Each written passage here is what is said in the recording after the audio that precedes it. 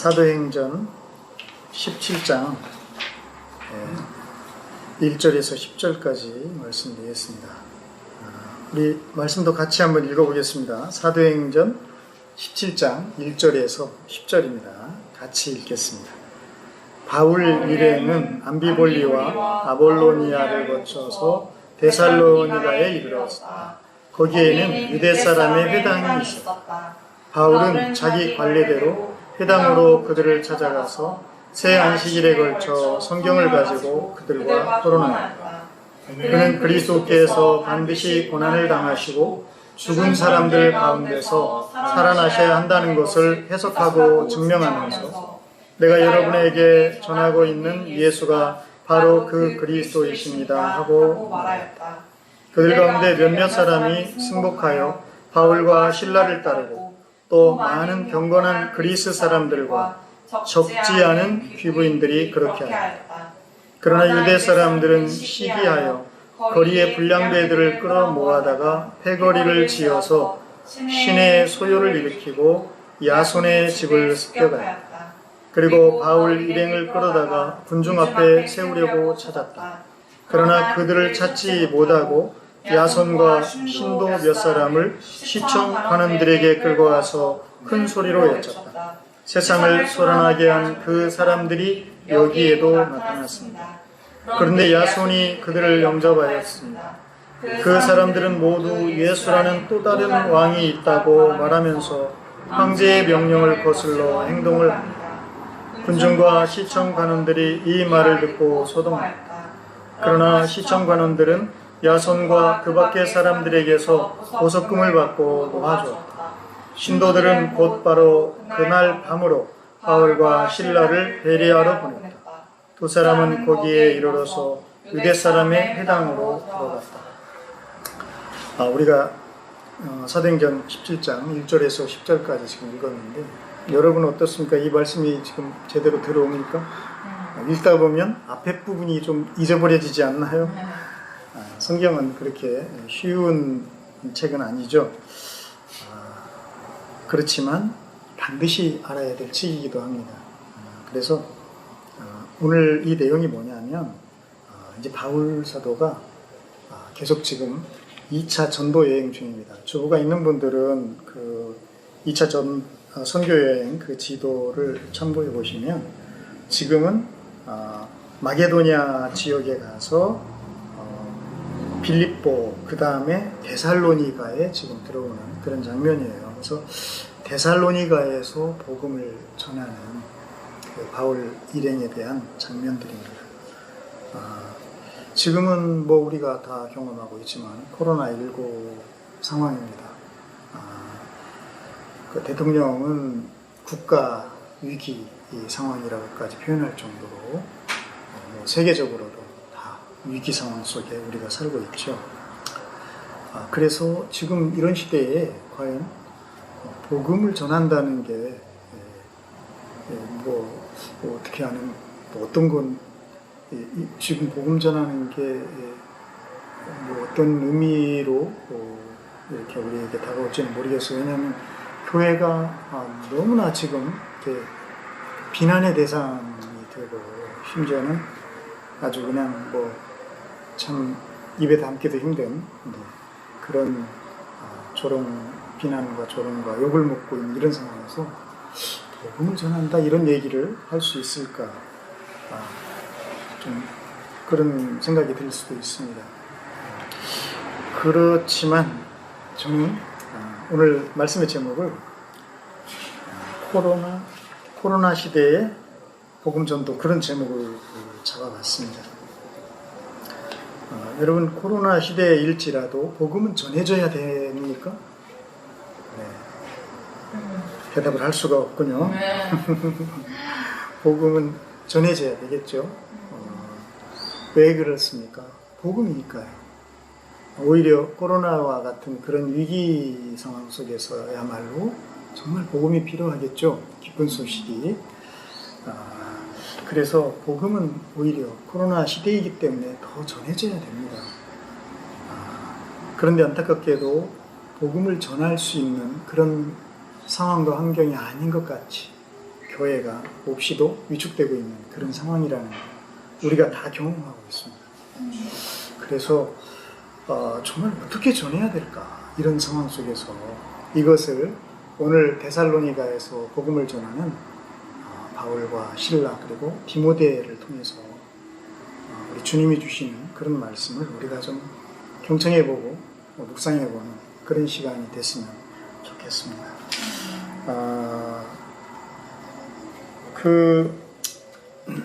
얼마 전에 아는 목사님이 이렇게 SNS에 보내준 요즘 핫한 목사님의 글이라고 사진을 보냈는데 그 내용이 참 촌철살인 같아서 제가 소개해드리겠습니다.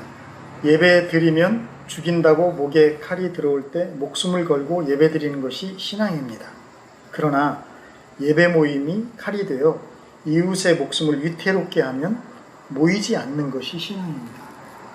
어때, 여러분도 공감을 합니까? 네, 그렇습니다. 그래서 사실 어떤 면에서는 예배 모임이 지금 일반인들에게 마치 혐오의 대상이 이렇게 되고 있는 이런 상황에서는 정말 좀 지혜롭게 주님을 예배 드릴 수 있는 여러 가지 방법들이 있지 않습니까? 그럴 때가 아닌가라고 생각이 듭니다. 바울과 그 다음에 실라 그리고 루스드라에서 픽업을 했던 디모데, 이분들이 지금 빌립보를 거쳐서 데살로니가에 왔습니다. 빌립보에서 어떤 일이 있었는가 우리는 지난번에 살펴봤습니다. 굉장히 큰 대가를 지불을 했어요. 하지만 빌립보의 선교는 성공적이었다라고 말할 수 있겠죠. 사실 복음 전하는 일을 성공, 실패 이렇게 말한다는 것이 좀 안 맞을 수도 있습니다. 그렇지만 제가 성공적이었다라고 말하는 것은 꼭 개성도가 많아지고 이런 것뿐만이 아닙니다. 바울과 그 실라는 자신들이 그 로마인이라는 신분을 끝까지 숨겼어요. 왜 그랬냐면 빌립보에 정말 아름다운 그 주님의 교회가 루디아의 가정에서 탄생을 하는 그런 과정 가운데 있었습니다. 그래서 마치 해산의 수고를 하는 그런 상무처럼 바울과 실라는 많이 보는 앞에서 막 벌거벗겨서 매를 엄청 맞았고, 그리고 잘못도 하지 않았는데 지하 감옥에 갇히는 그런 수모를 당했습니다. 그런 과정에서도 로마 시민이라고 자기가 밝히면 다 해결될 일을 밝히지 않았어요. 끝까지 마치 예수님처럼 털강자 앞에 어린 양처럼 침묵을 했습니다. 그리고 놀랍게도 하나님의 아름다운 교회가 루디아의 가정을 중심으로 세워지는 것을 빌립보에서 경험을 합니다. 물론 나중에 밝혔어요. 그렇지만 이제 이미 다 하나님이 역사하시고, 그죠? 하나님이 큰 지진을 일으키셔서 정말 놀라운, 그 감옥에서도 간수로 회개시키고 막 놀라운 일들이 있었잖아요. 이런 일 후에 비로소 자신들의 신분을 밝혔어요. 그럼으로써 거기에 남겨진, 그리고 앞으로 이제 전도가 돼야 될 그런 분들에게 굉장히 긴 여운으로, 정말 예수님을 믿는다는 거, 하나님의 나라라는 거, 실제 하나님이 살아계신 이런 여러 가지를 그들이 마음속 깊이 생각해 보지 않을 수 없는 그런 일들이 있었죠. 그리고 나서 이제 이분들이 어디로 오게 됩니까? 바로 데살로니가로 온 거예요. 물론 두 도시를 거쳐서 왔습니다. 그래서 빌립보에서 데살로니가까지는 약 한 160km 정도. 짧은 거리는 굉장히 우습게 생각하시는 것 같은데 한 1km도 걷는 것이 1km는 걸어야 되겠죠. 그 정도도 못 걸으면 안 되겠죠. 근데 심리도 못 가서 발병나는 심리가 4km밖에 안 됩니다. 그거 생각하면 160km 굉장히 먼 거리겠죠. 근데 왜 데살로니가 갔을까요? 여기가 큰 도시예요.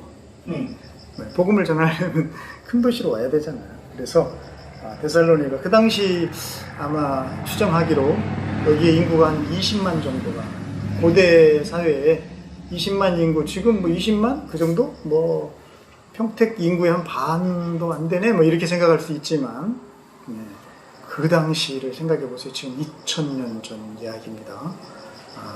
상당히 큰 도시였습니다. 그래서 거기에 이제 복음을 전하기 위해서 왔는데, 오늘 먼저 이렇게 할 겁니다. 데살로니가에서 이분들이 복음을 전하는 장면을 우리가 잠깐 살펴볼 거예요. 그 다음에 뒷이야기가 있어요. 이 복음을 전하면서 뒷이야기. 요즘에 유튜브를 보면은 그냥 영화만 이렇게 요약해서 소개해주는 그런 그 유튜버도 있지만은 그 영화의 뒷이야기를 소개해주는 그런 유튜버가 있어요.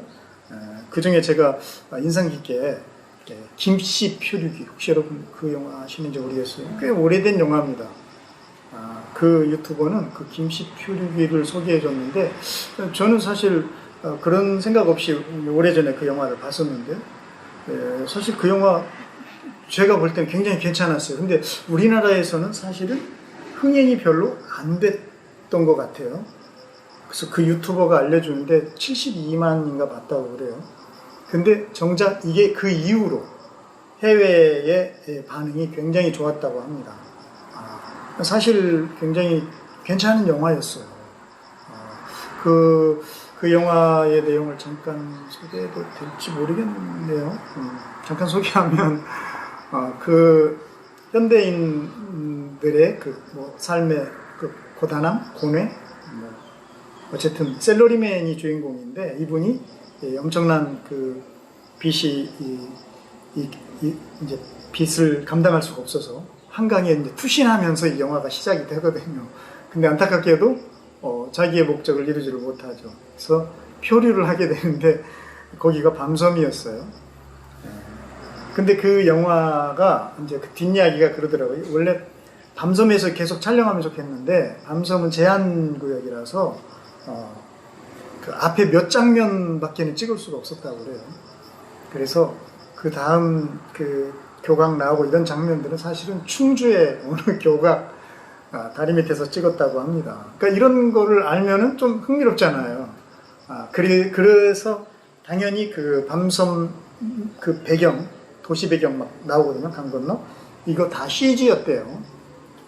그러니까 꽤 오래된 영화인데 CG를 굉장히 잘한 거죠. 어색하지 않게 잘 했으니까요. 그러니까 이런 걸 알고 또 그 영화를 이렇게 다시 보게 되면 또 의미가 새롭죠. 이처럼 그 뒷얘기는 상당히 우리에게 또 다른 어떤 감동들을 전해줄 수가 있습니다. 이 데살로니가 전도에도 뒷이야기가 있어요. 이거를 제가 두 번째로 전해드리려고 합니다. 그 다음에 이제 세 번째로는 데살로니가 전도에서 그 성도들의 그런 어떤 모습들, 이런 것들도 잠깐 시간이 허락되는 대로 살펴보고 마치려고 하는데, 이렇게 많은 이야기를 어떻게 다 할 수 있을까? 주님의 은혜로 다 할 수 있을 것입니다. 걱정하지 마시고, 여러분 시간에 너무 구애받지 마세요. 우리 뭐 다 주님의 시간이지. 우리 마음대로 할 수 있는 게 뭐 얼마나 있습니까? 자, 일단 다 내려놓고, 시간도 내려놓고, 자, 데살로니가의 일단 전도 장면 2절, 3절, 4절입니다. 이거 다 읽기가 좀 부담될 수도 있어요. 그러나 이건 봐야 됩니다. 2절 보면 바울은 자기의 관례대로 회당으로 그들을 찾아가서 이렇게 시작을 합니다. 데살로니가 전도가. 저는 좀 이상했어요. 우리가 되게 전도하러 간다 그러면 사람이 많이 모인 공원이나 또는 역이나 뭐 어디 이런 데 가서 뭔가를 나눠주고 뭐 이런 식으로 우리는 생각을 하잖아요. 근데 바울과 그 일행들은 그러지 않았습니다. 데살로니가는 이들도 아마 처음 가보는 낯선 곳이었을 거예요. 근데 그 낯선 땅에 이들은 어떻게 하는가를 우리가 봐야 되는 거예요. 낯선 땅에 갔을 때 그들은 먼저 회당으로 갑니다. 그것도 관례대로. 관례라는 습관적으로 가는 거잖아요. 그러니까 이 바울과 일행들에게는 이 회당이라는 문화가 굉장히 뭡니까? 익숙한 거죠. 그러니까 자기들에게 익숙한 어느 공간으로 가서 그 공간뿐만 아니라 그 공간에 있는 그들을 찾았어요. 어떤 대상들을 이들은 생각을 하고 그려보고 간 거죠. 그러니까 전도는 뭐 허공에다가 뭘 이렇게 막 뿌리고 끝나는 어떤 그런 일이 아닌 거를 여기서 우리에게 보여주는 거예요.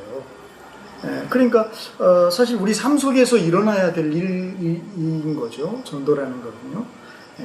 그래서 회당은 원래 그런 곳입니다. 뭐 이제 그 흩어져 있는 유대인들이 한 10명 이상만 모이면은 이들은 회당을 세운다고 뭐 그렇게 그러잖아요. 근데 그렇게 무미건조하게 생각할 것이 아니라 어쨌든 낯선 곳이지만 그곳에 자기가 관례대로 갈 수 있는 회당이 있고 그 회당에 이제 그런 사람들이 모여 있다라는 거를 이 바울은 알고 거기를 찾아가고 있는 장면. 네, 이 장면에서 우리들이 이 복음 전도가 막 미지의 세계에 가서 막 뭔가 내가 뭐 전혀 쉽게 말해서 막 맨 땅에 이렇게 헤딩을 해가지고 하는 막 이렇게 생각할 게 아니라 여기 이제 보면은 나중에 경건한 그리스 사람들도 이렇게 바울의 말을 듣고 돌아오고 막 이런 일이 있거든요.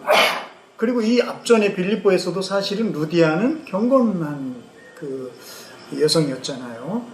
이러듯이 분명히 이 하나님이 보시기에 경건한 그런 사람들이 이렇게 그 낯선 도시에도 있다는 거. 그렇다면 우리들의 삶의 자리에서도 복음을 듣고 복음이 전해져도 될 만한 어떤 공간이나 그런 사람들이 찾아질 수 있다라는 것을 우리가 생각을 해볼 수가 있는 거예요. 네. 그래서 바울은 바로 거기에 찾아갑니다. 그리고 여기 보면은 새 안식일, 즉 새 안식일이니까 며칠 정도가 되겠죠? 3, 7은 21일. 예, 그거예요. 네. 그 정도에 걸쳐서 성경을 가지고 그들과 토론합니다. 이 말도 참 의미가 있는 것 같아요. 성경을 가지고. 이게 복음을 전할 때 우리가 막 뭔가 어떤 짜여진 어떤 각본, 프로그램 이런 걸 우리는 먼저 생각을 할 수 있잖아요. 뭐 그 나쁜 건 아니죠. 그렇지만 오늘 여기 바울과 그 일행들은 성경을 가지고라고 우리에게 가르쳐주고 있습니다. 성경을 가지고 이걸 우리가 좀 깊이 생각을 해야 될 것 같아요. 그렇죠. 복음이라는 건 성경의 이야기잖아요. 그래서 성경을 가지고 가는 거죠. 그 다음에 그들과 토론했다. 이 토론했다라는 이 표현, 이 번역이 참 적절한 것 같아요.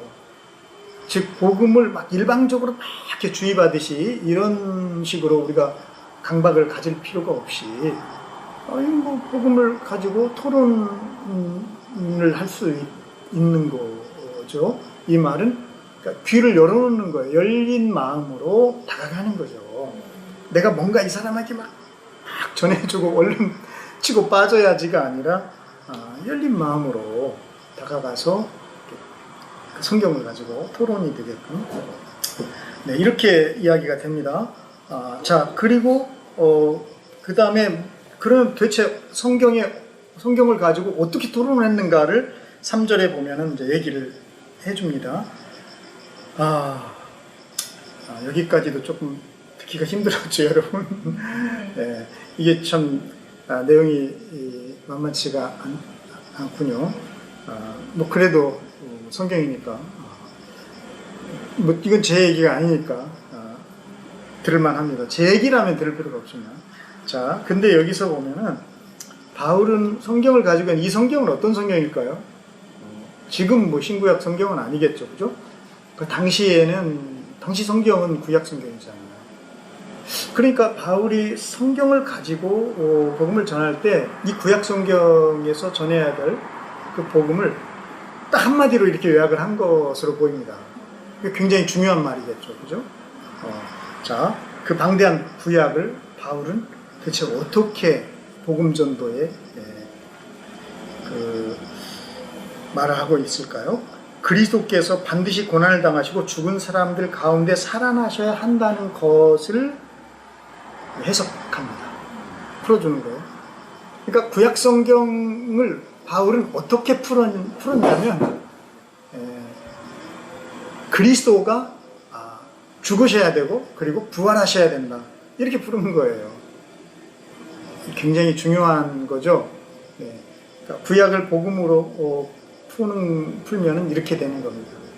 그리스도, 즉 하나님께서 기름 부으신, 인류의 죄를 위해서 기름 부으신 그리스도를 주님이 보내시는데, 이분이 고난을 당해서 죽으시고 그리고 부활하신다 라고 구약을 해석을 하는 거예요, 바울이. 이제 아시겠죠? 자, 그런데 또 한 단어가 눈에 띕니다. 해석만 하는 게 아니라 바울은 증명했다, 이렇게 돼 있어요. 증명했다. 그럼 뭐라고 증명했는가 했더니, 내가 여러분에게 전하고 있는 예수가 바로 그 그리스도입니다, 이렇게 증명을 했어요. 여러분, 증명한다는 건 그런 거잖아요. 해석은 뭐 나름 다 할 수 있어요. 그렇지만 증명하는 거는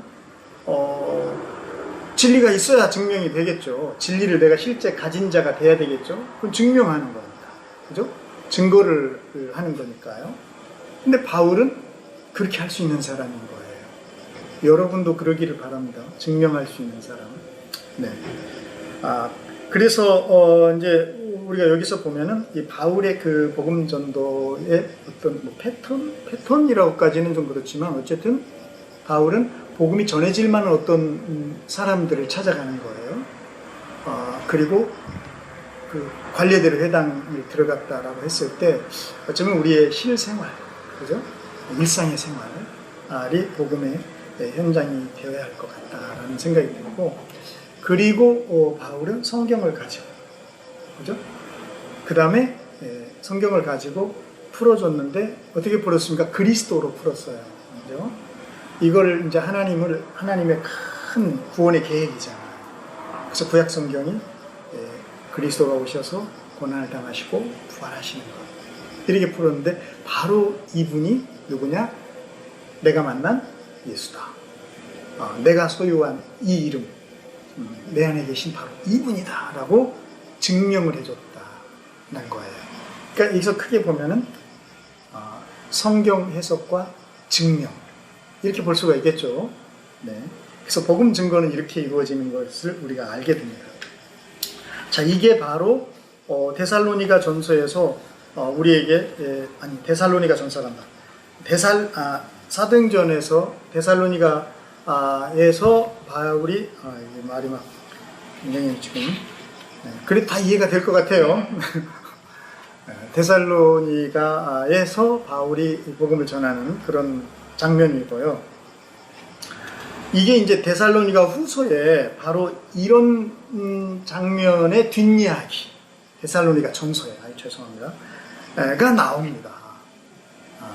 당연히 데살로니가 교회에 쓴 편지니까 그런 이야기가 이제 들어있을 것 같아요. 데살로니가 전서 1장에 보면 5절, 6절에 이제 이런 이야기가 나옵니다. 우리는 여러분에게 복음을 말로만 전한 것이 아닙니다. 자, 그러면 뭘로 전했는데? 능력과 성령과 큰 확신으로 전했습니다. 우리가 여러분 가운데서 여러분을 위하여 어떻게 처신하였는지 여러분은 알고 있습니다. 이렇게 얘기를 해요. 그 다음에 6절, 여러분은 많은 환난을 당하면서도 성령께서 주시는 기쁨으로 말씀을 받아들여서 우리와 주님을 본받는 사람이 되었습니다. 그러니까 데살로니가 전서의, 즉 뒷이야기, 이 지금 데살로니가의 복음을 전하는 이 뒷이야기를 바울은 뭐라고 쓰고 있냐면, 우선 전하는 자 입장에서 뒷이야기가 있고, 그리고 받아들이는 자 입장에서 그 뒷이야기, 이렇게 이제 크게 요약을 해서 들려주는데, 내가 전할 때 복음을 말로만 한 게 아니야. 그럼 뭘로 했는데? 능력과 성령과 큰 확신을 가지고 했다. 여기에서 이제 성령님으로 했다라는 이야기, 그게 이렇게 좀 기억해야 될 만한 얘기예요. 그리고 여러분을 위하여 어떻게 처신했는가, 처신 이야기가 여기서 나옵니다. 그 다음에 받아들인 입장에서는 환난을 당하면서도, 그것도 많은 환난을 당하면서도 성령께서 주시는 기쁨으로 말씀을 받아들였다. 아까 전하는 자도 성령님이었죠. 그럼 받아들인 자도 성령님의 기쁨으로 받아들였다. 이렇게 돼 있잖아요. 그죠? 그러니까 결국 복음을 전할 때는 살아계신 성령님에 의해서 하나님의 말씀이 해석돼야 되는구나, 풀어져야 되는구나, 이렇게 이제 이해가 되는 거예요. 그리고 받아들이는 사람이 그래야만 성령의 기쁨으로 이걸 받아들이게 되는구나. 이거를 이제 우리가 알 수 있고요. 그 다음에 또 하나는 뭐냐면, 여러분은 성령이 주시는 기쁨으로 말씀을 받아들여서 그 다음이 중요해요. 우리와 주님을 본받는 사람이 되었습니다. 이건 무슨 의미죠? 이것은 바로 그거죠. 처신 이야기. 그리고 오늘 말씀으로 돌아가 보면 증명한다고 그랬잖아요. 여러분, 증명이라는 것은 뭐 증거가 있어야 되잖아요. 그건 말로만이 아니잖아요. 바로 이분이 그 예수야 이렇게 말을 하면 이분이 있어야 되는 거 아닙니까? 그걸 도대체 뭘로 바울과 일행이 드러냈냐는 거예요. 네, 그들은 바로 처신의 그 뭐죠? 열쇠가 있어요. 처신. 그들은 그러니까 증명이 그냥 말만 이렇게 하는 그런 증명이 아니고 그들은 보여준 거예요. 실제로 예수님이 이분이시다라는 것을 살아계신 그분, 자기들이 모신 그분을 보여줬어요. 어떻게 보여줍니까? 자기 자신들이 그분의 길을 따름으로 보여준 거죠. 근데 그런 장면을 우리는 이미 빌립보에서 확인을 했죠. 그죠? 자기들이 충분히 그런 위기 상황을 벗어날 수 있는 위치임에도 불구하고 정말 예수님이 하신 것처럼 기꺼이 자기들을 희생해서 그 한 영혼, 그것도 가장 그 당시 점치는 여종이면은 뭐 사람 취급도 못 받는 그런 여인을 위해서 끝까지 참아주고, 그죠? 또 그 여인 탓하지 않고, 그렇죠? 그러므로 루디아의 집에 아름다운 주님의 공동체가 세워질 수 있도록 끝까지 주님의 길을 갔던 바로 그 모습. 그러니까 누가 봐도 살아계신 예수님이 모셔지면 저렇게 사는 거구나 알 수가 있겠죠. 요즘 참 저도 목사로서 너무나 많이 이렇게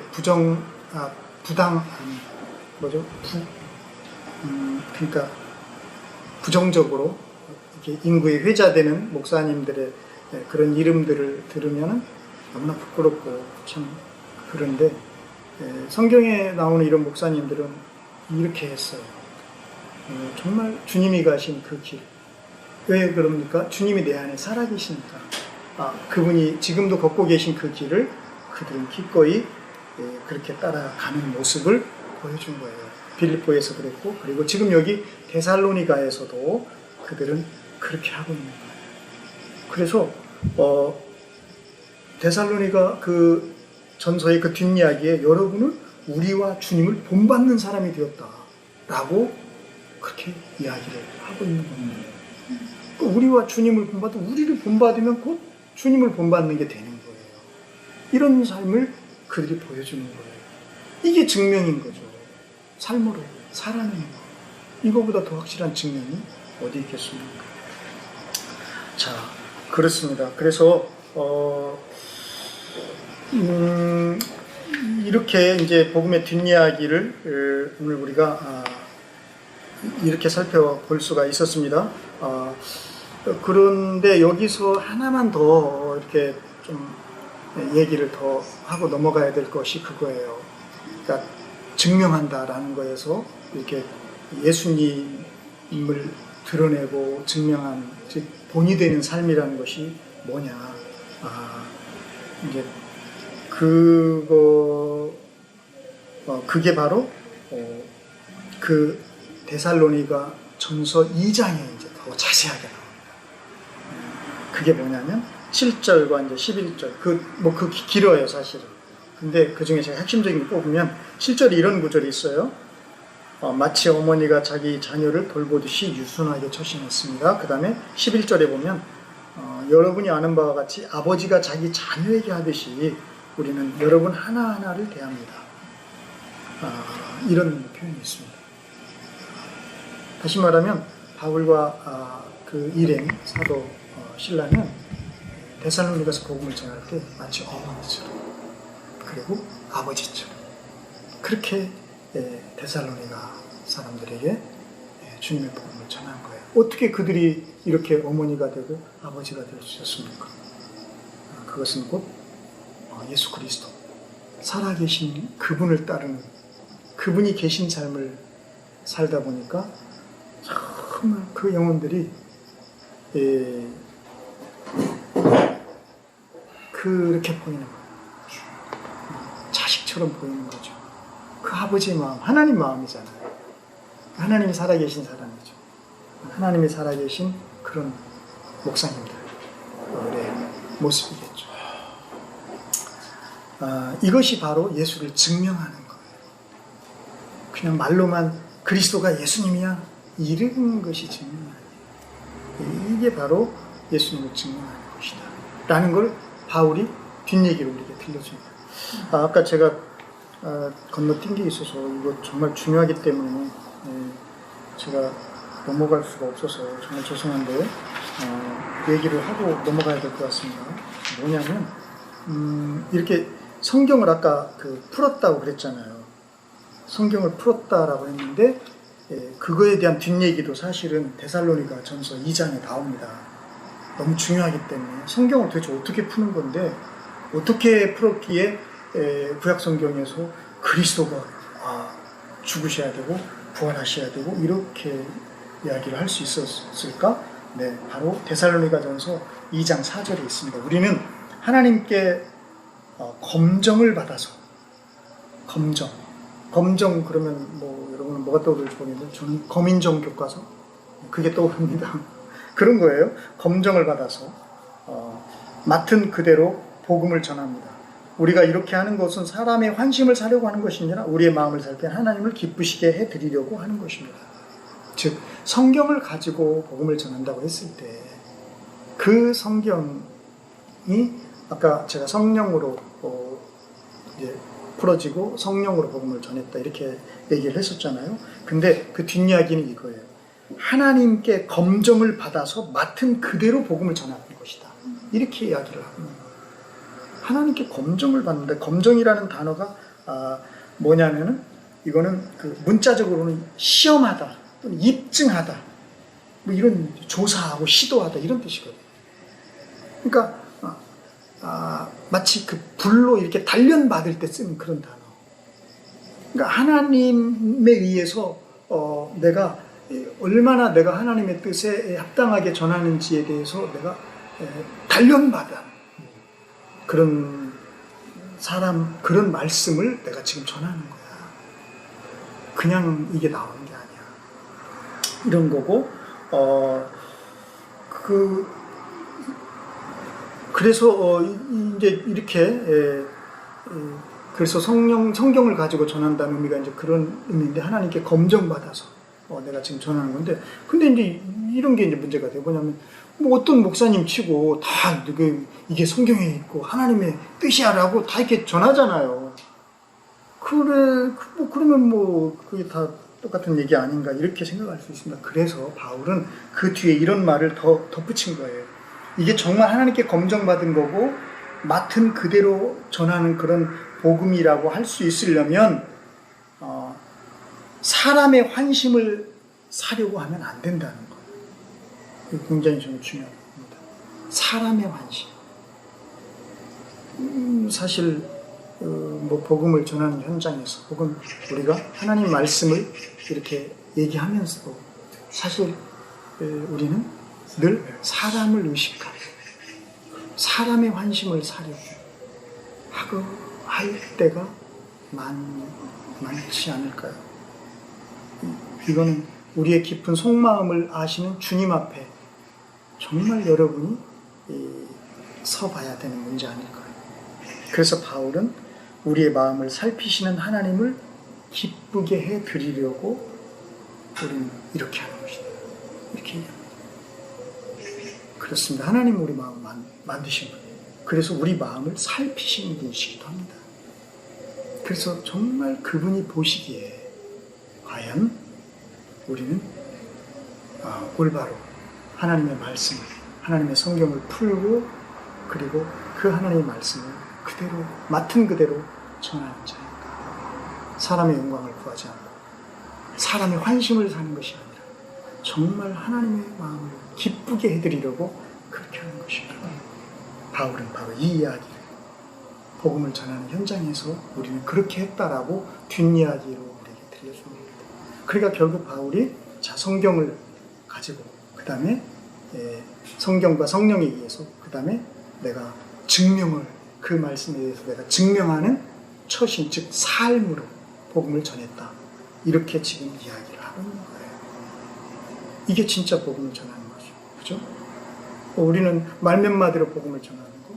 그 다음에 뭐 어떤 좀 거짓된 외식적인 어떤 행동으로 마치 안 그런데 자기가 그런 것처럼 거룩한 것처럼 이렇게 해서 복음을 전하고 이거는 제가 볼 때 바울의 기준에 의하면 가짜인 것 같습니다. 오늘 바울이 우리에게 들려주는 복음 전도의 그 뒷이야기는 그렇게 하는 것이 아니에요. 자, 그렇다면 이렇게 복음 전도를 받은 성도들은 어떻게 됐을까요? 네, 당연히 오늘 성경에 보면은 이런 구절이 있죠. 그 4절 보면 그들 가운데 몇몇 사람이 승복하여, 나는 이 몇몇 사람이 바로 완고한 유대인 남자들인 것 같아요. 그들이 결국은 승복을 할 정도로 승복을 하고 바울과 실라를 따르고 그 다음에 또 많은 경건한 그리스 사람들과 적지 않은 귀부인들이 그렇게 하였다. 이렇게 되어 있습니다. 그러니까 여기 보면 많은 경건한 그리스 사람들. 그건 당연하겠죠.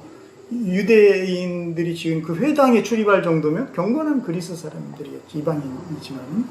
그 다음에 그들과 적지 않은 귀부인들. 네, 귀부인들이면은 뭐 어느 정도 돼야 귀부인이 될까요? 그 당시에 상당히 영향력 있는 그런 부인들인 것 같아요. 복부인은 아니겠죠, 설마. 죄송합니다. 그래서 어쨌든 그렇게 그런 사람들이 이렇게 그들을 따르는 사람들이 된 거예요. 자, 그렇지만 그래서 이제 이건 뭐 당연하겠다. 야, 이렇게 진짜로 복음을 전하는데 이렇게 하겠다라고 생각을 하겠죠. 근데 저는 그 다음이 더 중요하다고 생각합니다. 뭐냐면 그 다음에 뭐가 나오냐면 이제 핍박의 장면이 나옵니다. 그러나 유대 사람들은 시기하여 이 아주 유대인들의 이 시기 질투는 정말 너무너무 아주 고약합니다. 그죠? 예수님도 여기에 당하셨고 또 이미 바울은 여러 차례 이게 당했잖아요.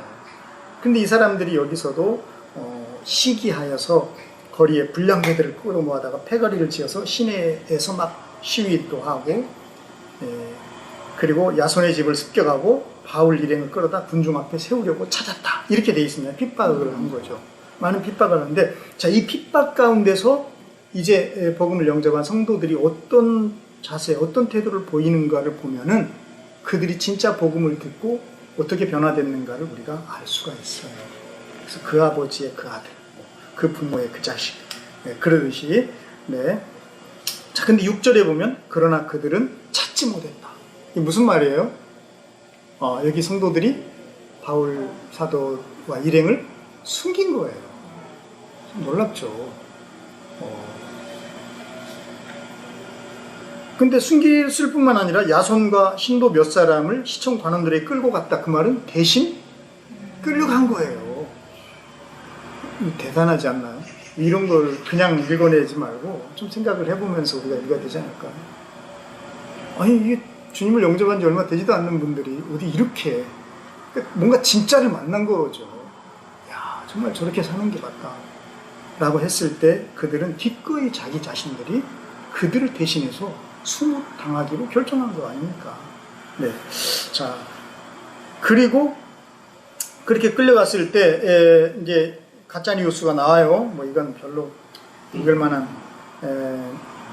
그런 마음, 읽고 싶은 마음이 없지만은 뭐 굳이 이 기록자인 누가가 적어놨기 때문에 제가 한번 읽어보겠습니다. 세상을 소란케 한 그 사람들이 여기에 나타났습니다. 그런데 야손이 그들을 영접하였고 그 사람들은 모두 예수라는 또 다른 왕이 있다고 말하면서 황제의 명령을 거슬러 행동을 합니다. 역시 가짜 뉴스잖아요. 네, 그런데도 여기에도 뭔가가 드러나는 부분이 있어요. 그 당시 황제 그러면 지존이잖아요, 그죠? 그런데 그 황제의 대척점에 누가 계신 것을 이들이 은연중에 얘기합니까? 바로 예수라는 또 다른 왕이라고 말합니다. 그러니까 이건 제가 볼 때 이 사탄은 인간의 그 중심이 없는, 중심을 잃어버린 인간의 그 마음과 감정을 막 움직입니다. 충동을 하는 거예요. 그건 뭐 시기심뿐만 아니라 뭐 어쨌든 중심이 없는, 인간의 중심은 오직 우리 주 하나님밖에 없잖아요. 우리 주 성령님밖에 없는데 그 중심을 잃어버린 인간의 감정을 이 사탄은 흔들어서 충동질을 하고, 그리고 그 시기를 이용을 해서 그 사도들을 공격하고 이런 짓을 하지만 은연중에 그래서 드러나는 거죠. 정말 하나님의 나라가 왔구나, 이제 예수님의 다스림이 이제 시작되었구나 라는 것을 여기서 은연중에 우리가 알 수 있게 됩니다. 자, 어쨌든 그렇게 되었는데도 9절에 보면 시청 관원들은 야손과 그 밖의 사람들에게 뭐를 받고? 보석금을 받고 놓아줬다. 굉장히 아주 지혜로운 성도들입니다. 당하고 있지 않아요, 이 성도들. 그렇지만 결코 바울이 있는 곳을 불지도 않습니다. 보석금을 주고, 있는 게 돈밖에 없었는지는 몰라도 유력한 분들이 이제 예수를 믿게 되었기 때문에 이분들이 그냥 보석금을 내고 풀려나 버렸습니다. 그리고 10절, 신도들은 곧바로 그날 밤으로 바울과 실라를 어떻게 하죠? 베레아로 보냈어요. 야, 참 놀랍지 않나요? 신도들이 그들을 숨겨주고, 그리고 그들이 다른 도시로 갈 수 있도록 그렇게 배려를 하고 있는 장면을 우리가 볼 수 있습니다. 자, 여러분, 코로나19 중에도 복음은 어떻게 돼야 됩니까? 전해져야 됩니다. 그렇지만 제대로 전해져야 됩니다. 제대로 된 복음을 우리가 전한다면 하나님의 말씀은 살아있고 활력이 있다라고 우리에게 가르쳐 주셨습니다. 살아있고 활력이 있는 말씀을 그대로 전해야 되는데, 그걸 가지고 사람의 환심을 사려한다든가 또는 어떤 다른 꿍꿍이 속, 자기 입속이나 뭔가를 다른 것들을 생각하면서 그릇된 생각으로 전해질 때 그 복음은 활력을 잃어버리게 되겠죠. 왜냐하면 더 이상 복음이 아니니까요. 더 이상 진짜가 아니니까요. 그래서 오늘 데살로니가서, 아니 그 사도행전의 그 데살로니가의 복음 전도, 그리고 그 뒷이야기인 데살로니가 전서는 우리들에게 정말 이 코로나 시대야말로 제대로 된 복음을 전해야 된다는 것을 우리에게 가르쳐 준 것 같습니다. 감사합니다. 우리 같이 한번 기도하겠습니다.